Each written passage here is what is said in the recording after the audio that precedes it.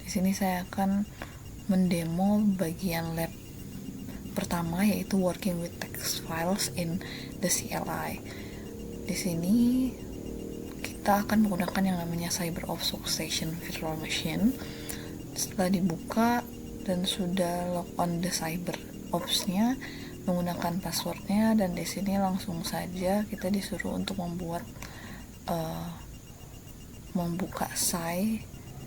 text editor CyberOps. Kita bisa langsung klik bagian ini.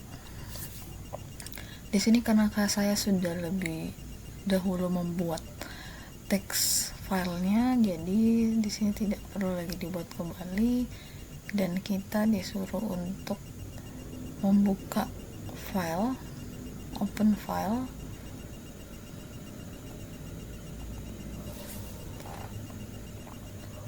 dan akan melihat ada space text yang sudah kita buat. Setelah itu dia tersimpan di dalam folder home dan analyze. Oke, setelah itu kita diminta untuk membuka SciTE ini dari terminal. Langsung saja kita bisa klik scyspace.txt.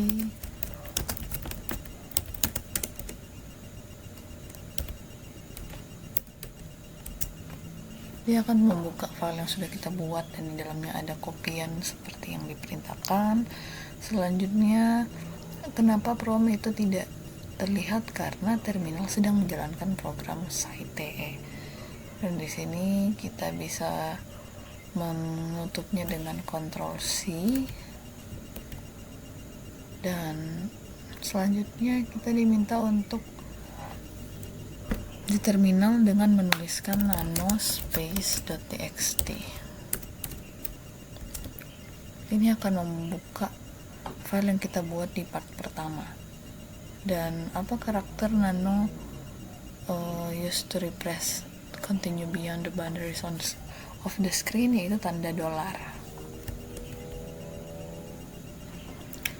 Kemudian selanjutnya kita akan menggunakan command ls untuk melihat list file di dalam analyze home directory.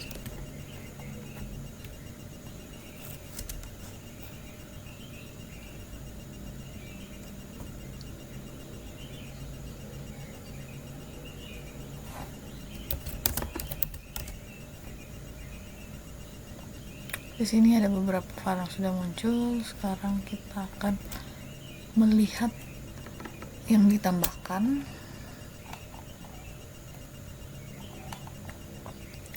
Selanjutnya kita akan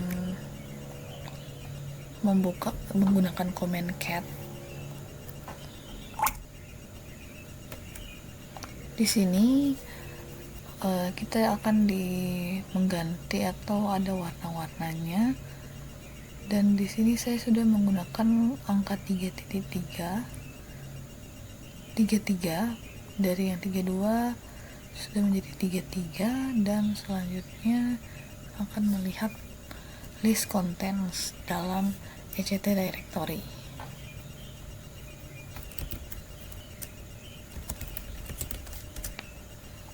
Ini dia konten-konten yang ada di dalam directory etc, dan kita buka lagi menggunakan command cat.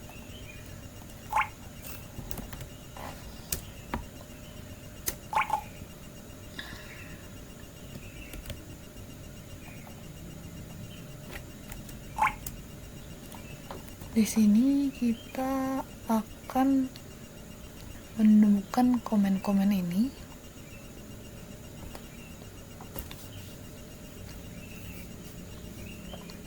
Dan kenapa user dari konfigurasi file ini di dalam directory home dan juga etc itu dengan semua sistem wide configuration files, karena konfigurasi user ini bersifat pribadi dan setiap user bisa punya pengaturan yang berbeda.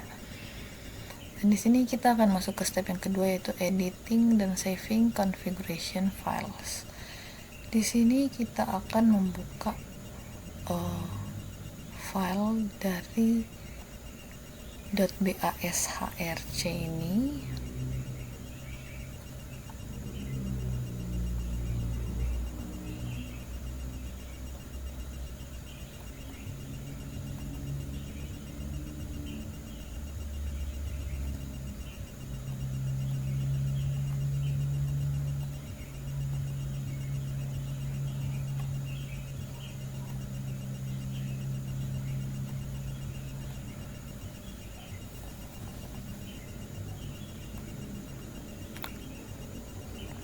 Kita bisa langsung menggunakan nano.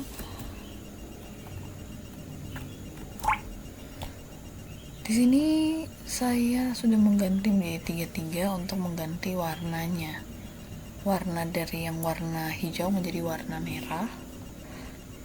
Dan selanjutnya kita menggunakan perintah sudo nano ini.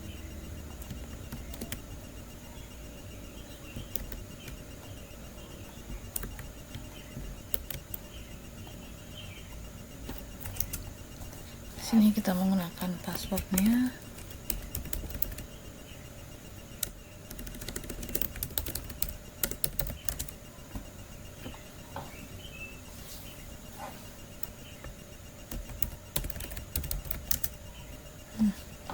Di sini akan muncul hasilnya, dan di bagian lain yang ke-39 akan ada perubahan, yaitu dari yang 81 kita akan mengganti ke 80. Saya sudah menggantinya.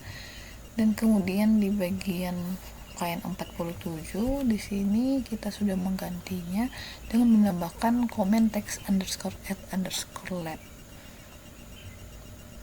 Dan selanjutnya merujuk kepada apa pesan error tersebut, yaitu error tersebut merujuk pada lokasi file web atau dokumen root atau file yang ingin ditampilkan.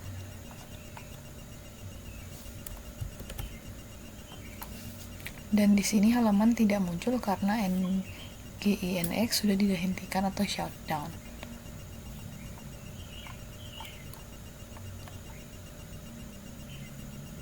Baiklah, saat ini kita akan masuk ke tahap yang kedua, ke lab yang kedua. Dan di sini kita akan mengetik perintah main dan juga main cp. Main ini di sini beberapa bagian yang terdapat dalam main page seperti name, synopsis, description, options, examples, dan lain-lain. Dan main pwd ini untuk melihat informasi lebih lanjut tentang perintah pwd.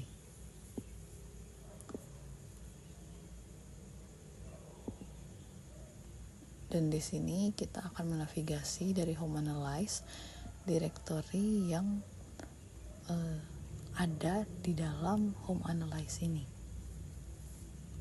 dan melihat menggunakan komen ls-l.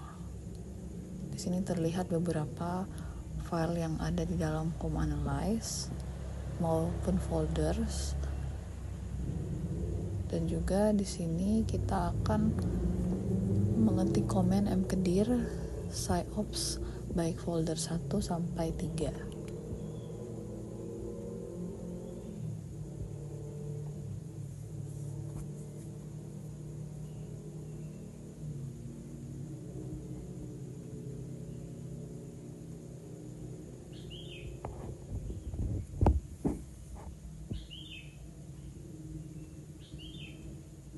Di sini akan menampilkan kembali files dan folders yang ada di current folder, dan kita akan melihat atau memverifikasi folder yang sudah dibuat. Jadi mkdir ini adalah perintah untuk membuat folder baik 1 maupun folder 2 dan 3.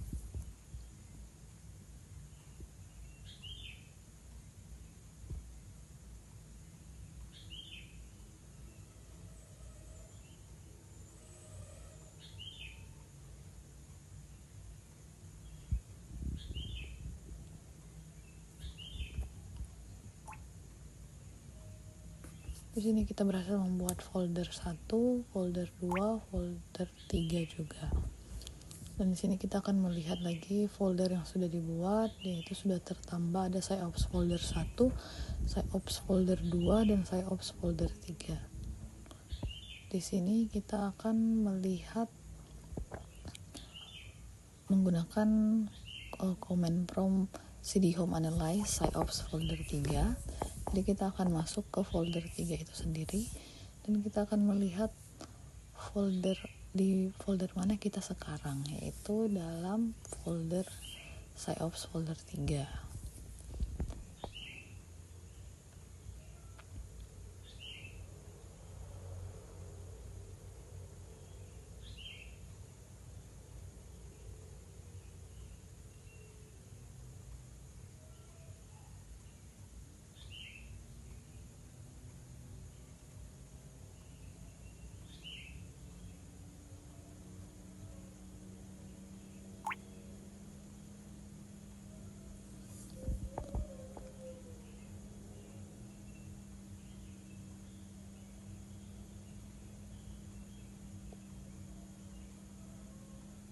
Dan selanjutnya di sini ada challenge untuk mengetik komen cd dan mendescribe apa yang terjadi,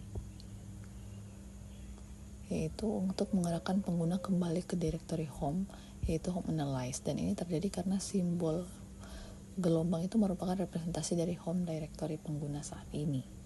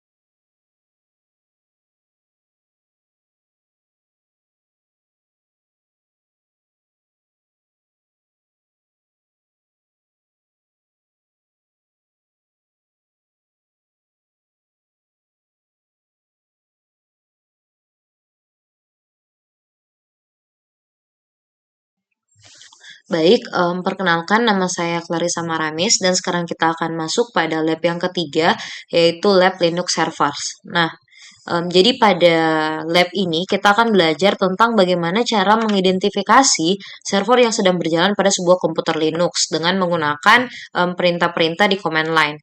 Nah, di bagian ini ada 3 hal utama yang akan kita bahas. Yang pertama tentang apa itu server dan layanannya. Kemudian yang kedua, kita akan mempelajari bagaimana cara melihat proses dan koneksi jaringan. Kemudian yang ketiga, kita akan belajar bagaimana cara menggunakan telnet untuk menguji layanan TCP. Tetapi sebelum kita masuk pada demo, kita harus memahami dulu konsep dasarnya. Yang pertama, server itu pada dasarnya adalah program yang ditulis untuk memberikan informasi atau layanan kepada klien yang memintanya. Klien dan server itu berkomunikasi melalui jaringan IP. Nah, ketika kita berbicara tentang server, ada istilah penting yaitu service, yaitu tugas yang dilakukan oleh server. Misalnya ada web server, itu untuk menyediakan layanan HTTP. Kemudian ada SSH server, dia untuk menyediakan akses remote yang aman. Kemudian ada FTP server, dia untuk menyediakan transfer file. Nah, untuk di Linux sendiri, itu banyak program yang berjalan di latar belakang. Kita menyebutnya proses atau processes, di mana server-server ini itu biasanya dijalankan otomatis oleh sistem saat komputer menyala. Jadi server singkatnya itu adalah program yang berjalan di background dan menunggu permintaan dari klien melalui port tertentu. Nah, sekarang kita akan langsung masuk saja pada demo. Nah, pertama kita akan menggunakan perintah PS untuk melihat semua program yang sedang berjalan. Jadi di sini saya menggunakan VirtualBox dengan Cyber Security Lab VM Workstation, kemudian saya menggunakan operating system Ubuntu. Nah, di sini adalah tampilannya, saya masukkan saja untuk passwordnya.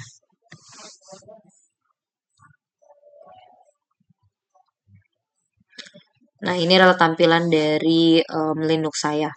Kemudian kita akan melihat, kita langsung sesuai dengan instruksi modul. Kita coba untuk running sudo ps elf.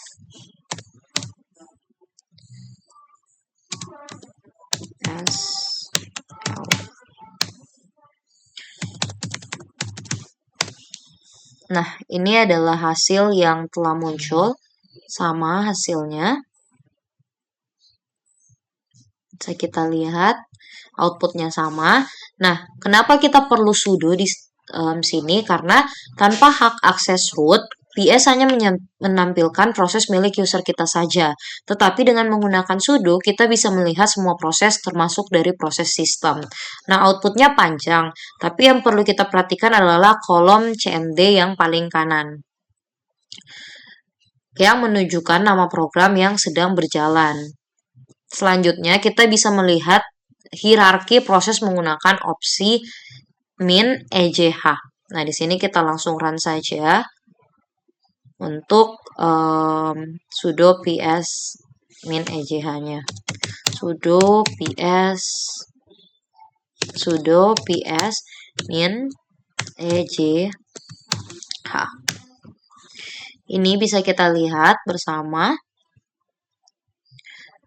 Nah, di sini sesuai dengan keterangan yang ada di modul, kita akan mencari informasinya untuk Nginx. Jadi, jika Nginx-nya tidak berjalan, maka kita harus mengenter ini untuk men-start atau memulai Nginx itu sendiri. Nah, di sini kalau misalnya kita lihat punya saya belum ada atau belum muncul untuk Nginx itu sendiri, sehingga yang harus kita lakukan adalah kita memasukkan sudo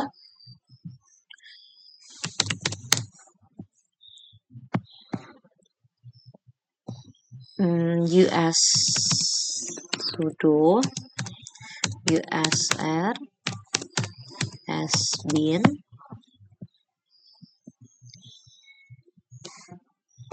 sudo usr sbin nginx. Nah, di sini kemudian untuk kita run sendiri, kita tambahkan lagi untuk sistem ctl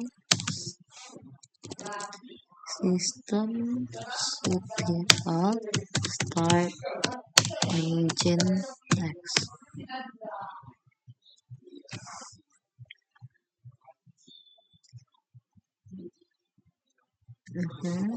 Kita coba run lagi untuk yang sudo psech. Sudo ps. Nah, di sini nginx kita sudah berjalan. Bisa kita lihat nginx sudah muncul di sini. Maka yang harus kita lakukan sekarang saya akan menjelaskan dengan menggunakan opsi dari min.ejh ini, itu proses ditampilkan dalam bentuk tree atau proses induk berada di sebelah kiri, proses anak itu menjorok ke kanan. Dan untuk proses ini itu bisa membantu kita untuk memahami hubungan antar prosesnya. Nah, di sini kita sudah bisa melihat untuk proses nginx-nya di output. Nah, kita akan membahas untuk bagian ini lebih lanjut nanti.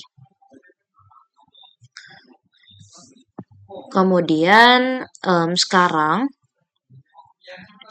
kita akan masuk pada bagian yang berikutnya, yaitu kita akan melihat koneksi jaringan dengan menggunakan netstat. Nah, kita akan menggunakan perintah netstat ini. Ini adalah alat yang sangat berguna untuk mengidentifikasi server apa saja yang sedang berjalan dan port apa saja yang mereka gunakan. Nah, di sini kita langsung tuliskan saja untuk perintahnya, yaitu sudo netstat min tunap. Nah, di sini muncul untuk outputnya. Di sini sudah ada nginx-nya juga. Nah, sebenarnya di sini kita akan mempelajari untuk apa sih arti dari setiap opsinya sesuai dengan di modul. Di bagian modul sendiri itu what is the meaning of the min t, min u, min n, min a, and min p options in netstat. Nah, jadi untuk T sendiri itu untuk menampilkan koneksi TCP. Kalau misalnya U itu untuk menampilkan koneksi UDP. Kalau N untuk menampilkan alamat dan port dalam format numerik tanpa DNS lookup. Dan untuk A untuk menampilkan semua koneksi termasuk yang sedang listening. Dan kalau yang terakhir untuk P itu menampilkan PID dan nama program yang menggunakan port tersebut. Nah, jadi kalau misalnya kita perhatikan kolom-kolomnya, itu nantinya kolom yang pertama, protokol layer 4, itu TCP atau UDP. Kemudian kolom yang ketiga, itu alamat lokal dan port yang digunakan server. Kolom kelima adalah status koneksi. Listen artinya sedang menunggu koneksi masuk. Nah, kalau misalnya kolom yang keenam, itu PID dan juga nama programnya. Nah, dari output itu tadi juga kita bisa melihat kalau misalnya nginx itu berjalan di port 80 TCP dengan status listen. Artinya nginx adalah web server yang sedang menunggu koneksi dari browser. Kita akan komunikasikan informasi dari netstat dan PS untuk mendapatkan gambaran lengkap. Misalnya jika PID dari nginx itu 395. Jadi di sini kita langsung run saja kalau misalnya dia PID-nya itu 395. Jadi kita sudo ps elf dan garis grep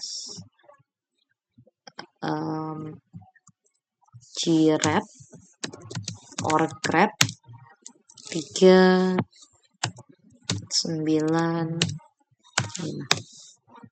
Nah, hasilnya akan menampilkan detail proses Nginx termasuk siapa yang menjalankannya dan kapan dimulai. Nah, untuk alamat dari 0000 itu berarti server mendengarkan di semua interface jaringan yang ada. Nah, kemudian kita masuk pada bagian yang selanjutnya, yaitu kita akan menguji layanan TCP dengan Telnet. Nah, ini ada juga penjelasan tentang bagaimana sih kenapa kita mencoba untuk Grab 9395 untuk fungsinya dan lain-lain. Nah, kita akan langsung masuk saja pada bagian yang selanjutnya untuk yang demo menguji layanan TCP dengan Telnet. Nah, di sini coba untuk Telnet opsi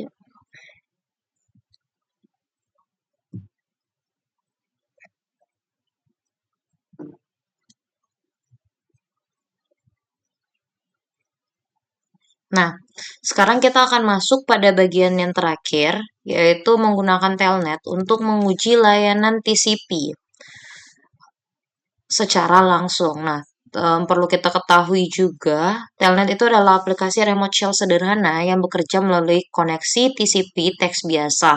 Walaupun tidak direkomendasikan untuk penggunaan produksi karena tidak terenkripsi, tetapi Telnet ini sangat berguna untuk menguji dan memahami cara kerja suatu layanan. Nah, kita akan langsung coba saja untuk terhubung dengan Nginx yang berjalan di port 8080. Nah, di sini kita coba tuliskan untuk telnet 127.0.0.1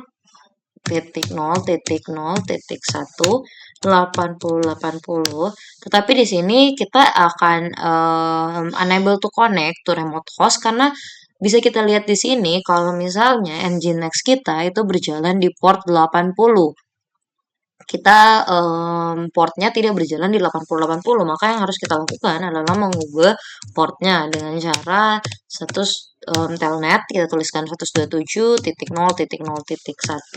kemudian kita masukkan 80. Nah, bisa kita melihat di sini kita masukkan saja sembarang huruf terus kita enter. Nah, nantinya dia akan muncul respon yang kita terima adalah HTML. Server mengirim kembali untuk pesan error HTTP 400 BAT request dalam format halaman HTML. Nah, di sini kenapa sih formatnya HTML? Karena Nginx itu adalah web server yang menggunakan protokol HTTP dan setiap respons HTTP termasuk error itu harus mengikuti format tersebut. Nah, dari percobaan ini kita bisa langsung menyimpulkan 3 hal penting. Nginx yang berjalan di port 8080 memang benar adalah web server itu yang tertulis di modul. Namun yang kenyataannya itu Nginx yang berjalan di port 80 itu memang benar adalah web server. Kemudian versi Nginx yang digunakan adalah 1.18.0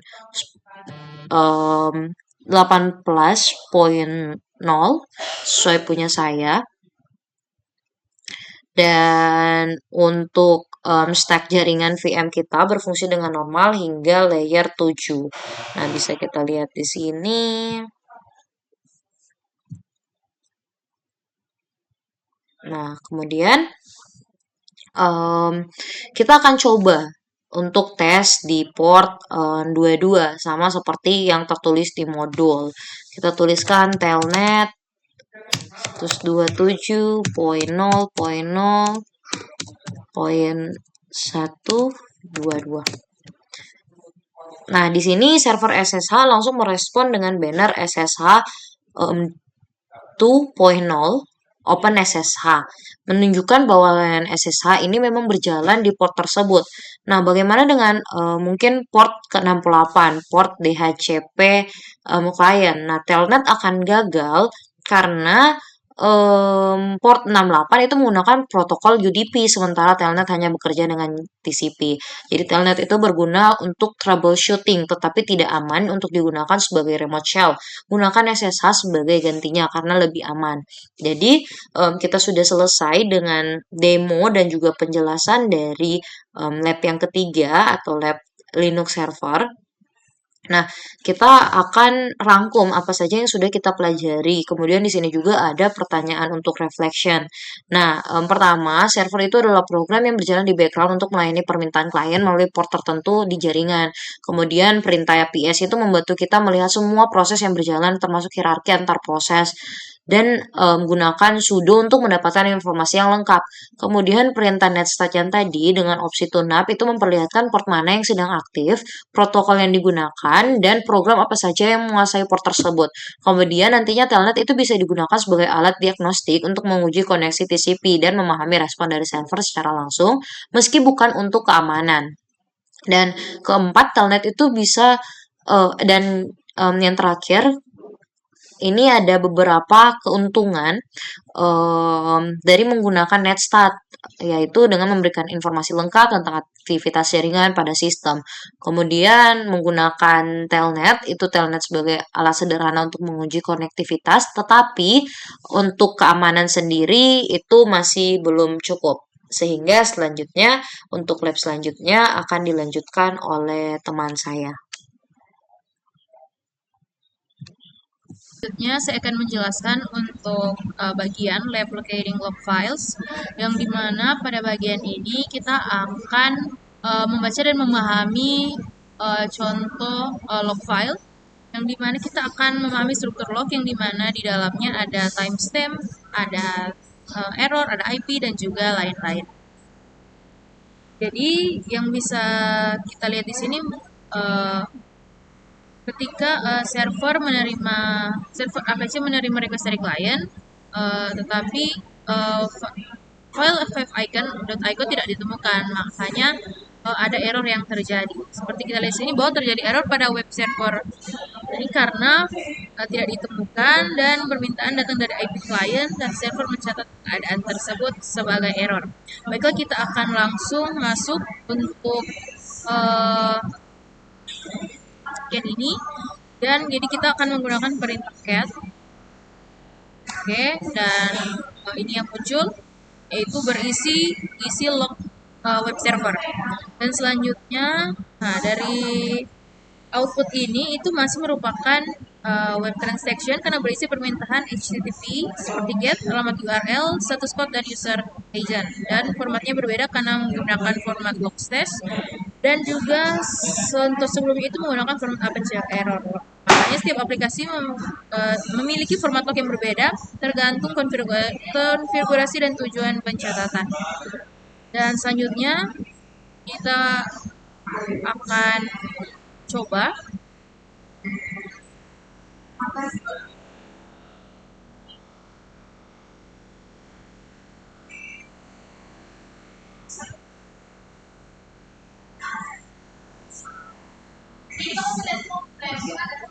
Oke, baiklah, selanjutnya kita akan mencoba perintah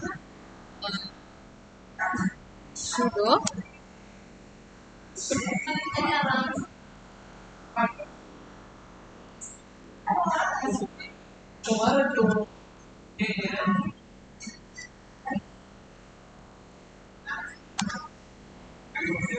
Oke, kita akan memasukkan password.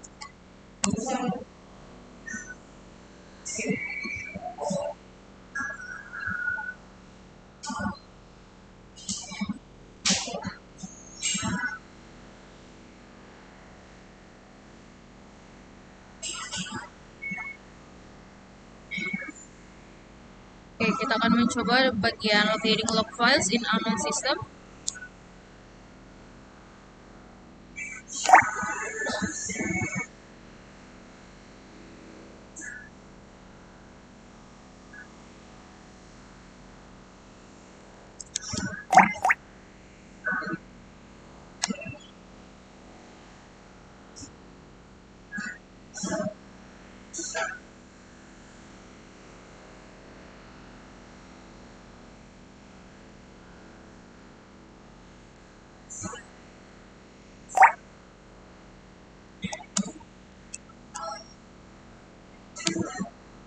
Oke, dan di sini kita bisa lihat untuk ginsnya apakah memiliki log.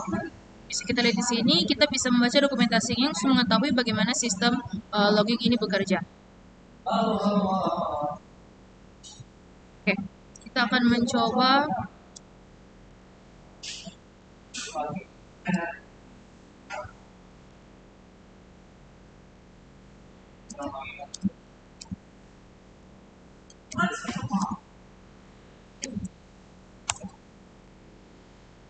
Oke, untuk master prosesnya berarti ini berjalan. Kita akan coba, ini kita telah coba tadi, dan coba ini. Oke, telah muncul untuk lokasi config-nya. Dan selanjutnya saya akan masuk ke folder melalui perintah cat.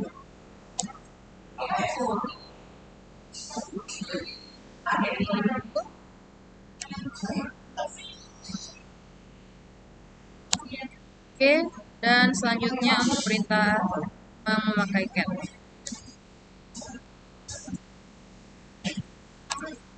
Oke, bisa lihat berhasil. Dan ini kita coba. Oke, ini telah muncul. Dan kita akan masuk untuk menggunakan perintah sudo. Jadi untuk melihat file lognya. Oke. Dan selanjutnya kita masuk ke monitoring log files in real time. Kita kembali menggunakan sudo tail.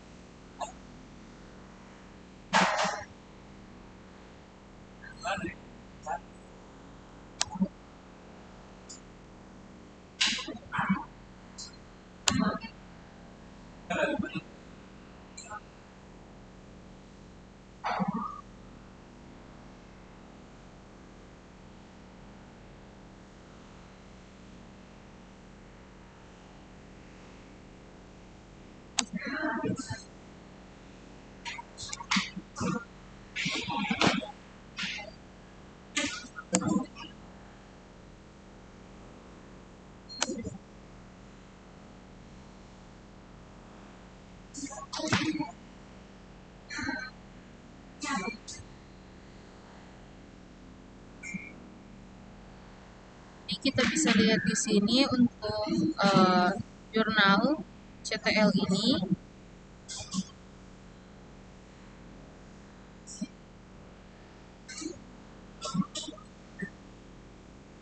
Dan akan menggunakan sudo.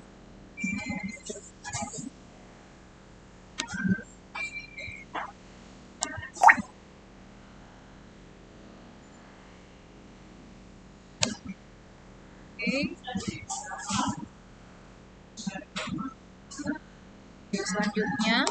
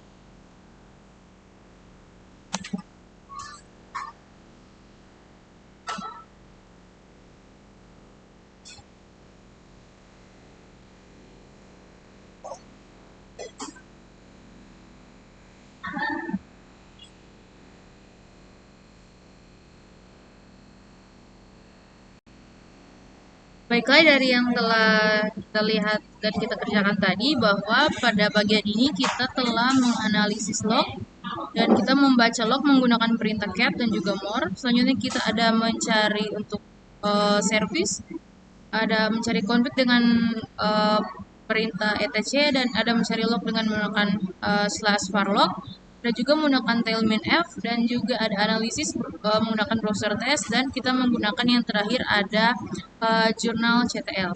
Jadi pada bagian lab locating log files ini kita telah belajar tentang bagaimana untuk menemukan dan membaca log file yang berada di Linux ini. Jadi kita memahami lognya seperti apa, mencari lokasi dari setiap file, hingga monitoring secara real time. Dan untuk log file ini sangat penting untuk troubleshooting dan juga untuk keamanan sistem. Demikian untuk bagian saya, terima kasih. Baik, yang sebelumnya kita masuk pada sistem, file system and permission settings.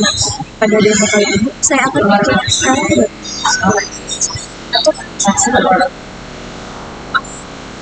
serta proses file, mutasi, dan perbedaan simbol dan hard link. Nah, pertama, explore sistem.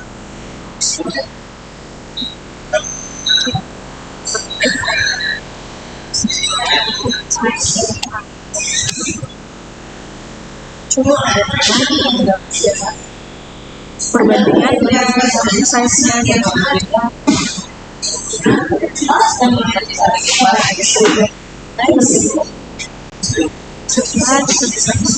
bisa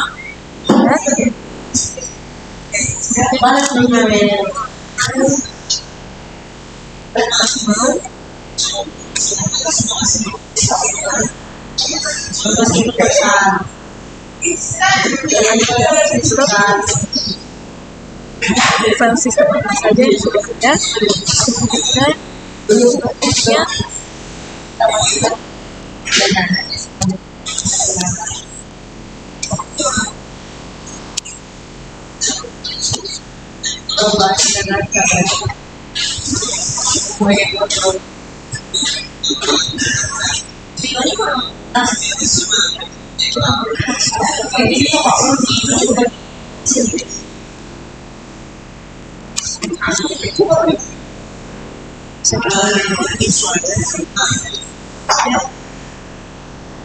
saja yang ada struktur file sistem.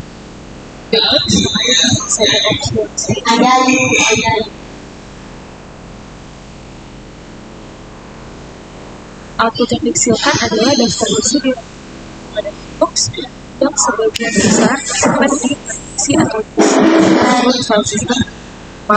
Tetapi beberapa seperti sistem, dev, dan rar adalah file system virtual yang dimuat di memori atau kernel, bukan di fisiknya. Nah, kemudian bisa kita lihat di sini tidak ada di sini karena perintah lsp1 root hanya isi di kontrol yang ada. Yang ditampilkan adalah folder dev, isi yang ada.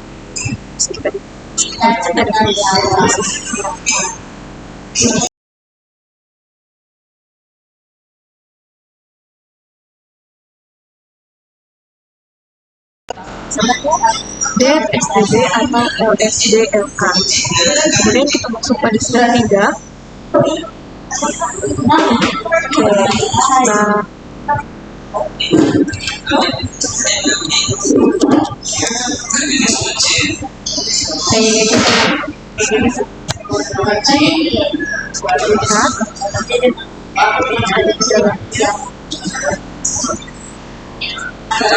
Sudah muncul ya, second drive-nya ada.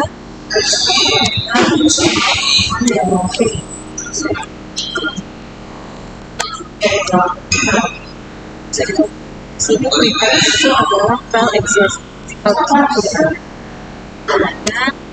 Tapi maksudnya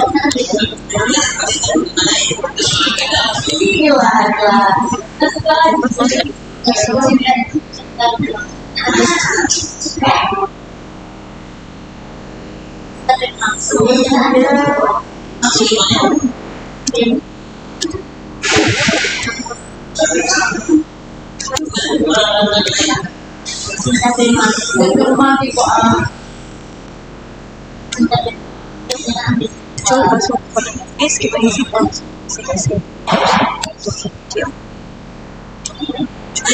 ini already mounted.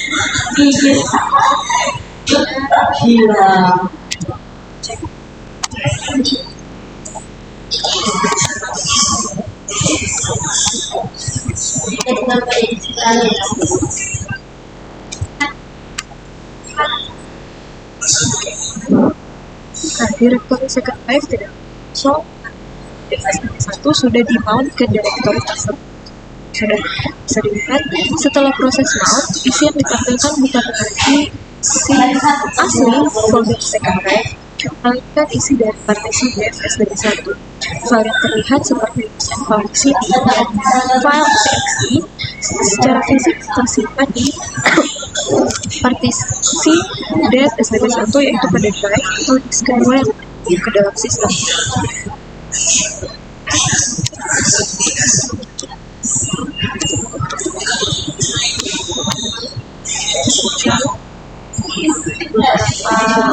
Total information kan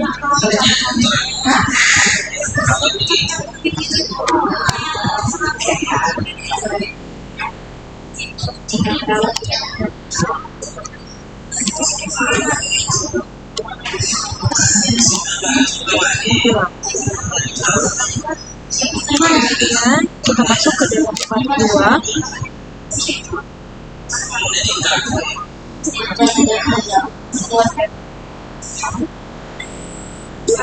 Kita melihat permission files.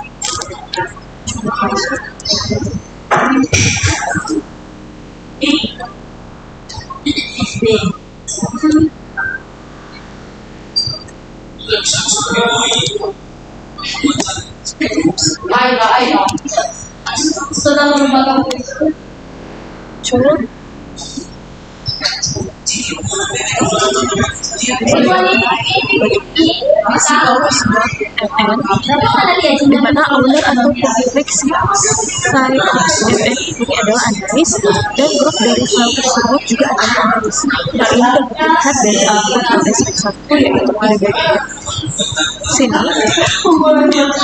analis 2871 April 28 11 27 sign of MN.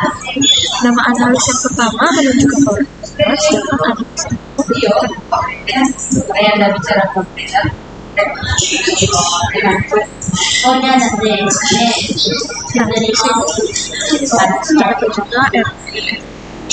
berarti CEO MN adalah file biasa dan bukan direktori. Pemilik file yaitu analis memiliki izin read dan write sehingga dapat membaca dan membuat isi file. Grup analis ada yang modifikasi sebagai hanya dapat membaca file atau bisa lain juga hanya memiliki file read sehingga mereka hanya bisa membaca file tersebut dan tidak bisa menganalisis dan menjawab.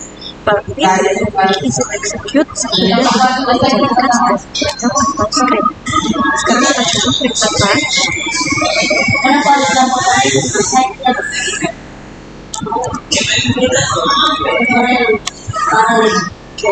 Permission denied. File ini tidak bisa dibuat karena direktori MNT dimiliki oleh grup dengan grup dan permissionnya adalah yang tertulisnya MNT itu adalah direktori yang memiliki izin read, write, dan execute. Grup pun ada memiliki izin read dan execute. User lain termasuk Alice juga hanya memiliki izin read dan execute. Karena user Alice tidak memiliki izin read atau file muncul pesan permission denied. Nah, agar kita touch berhasil dan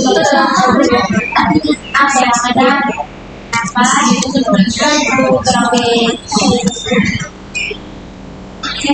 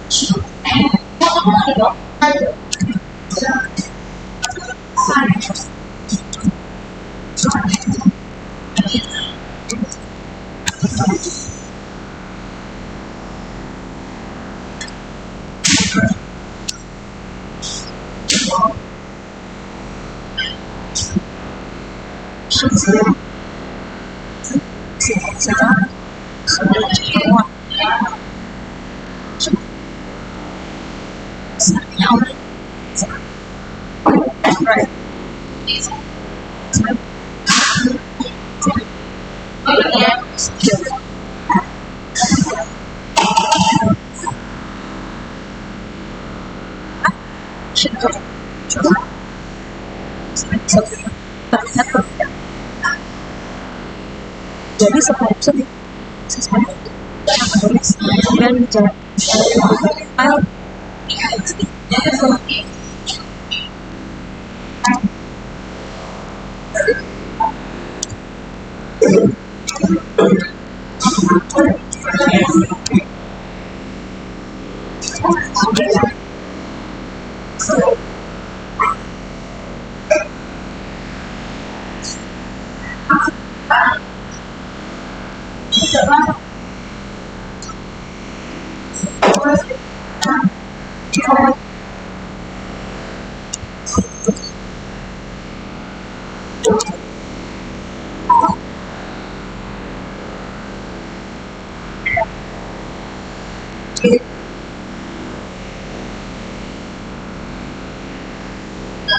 berita tersebut berhasil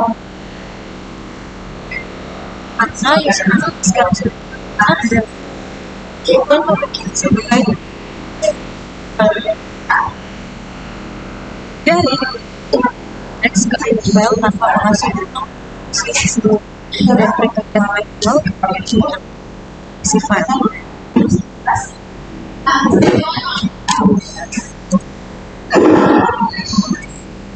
Ya, ada sama. Ada yang sama. Kami.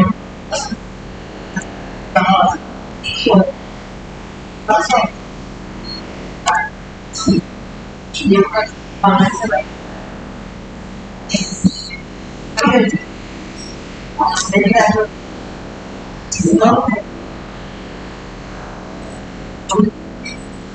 Masuk.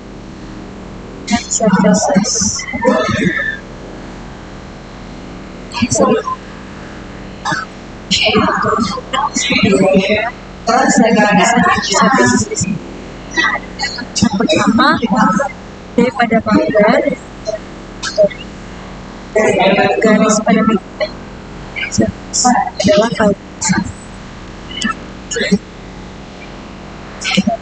tiga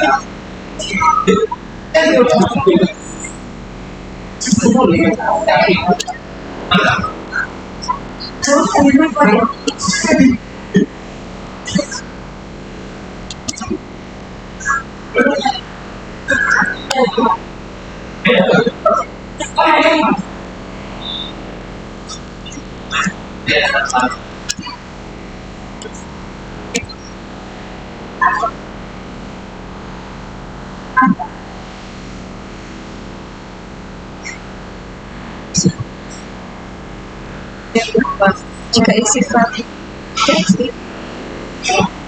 maka isi file akan jadi karena file adalah hal cukup jadi file tidak sebenarnya ada file yang sama salah satu kebutuhan tersebut. Sekian dari jawabannya dan sekian dari video tadi. Terima kasih.